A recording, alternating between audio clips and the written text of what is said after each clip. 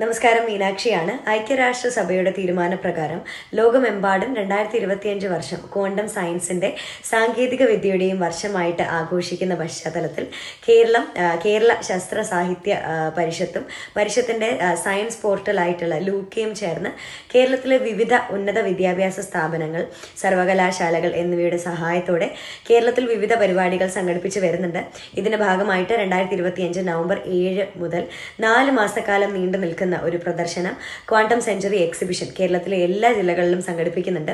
മനോഹരമായിട്ടുള്ള രൂപകൽപ്പനയിൽ വിദ്യാർത്ഥികളിലേക്കും സാധാരണ ജനങ്ങളിലേക്കും ക്വാണ്ടം അറിവ് എത്തിക്കുക എന്നതാണ് ഈ പ്രദർശനം കൊണ്ട് ഉദ്ദേശിക്കുന്നത്.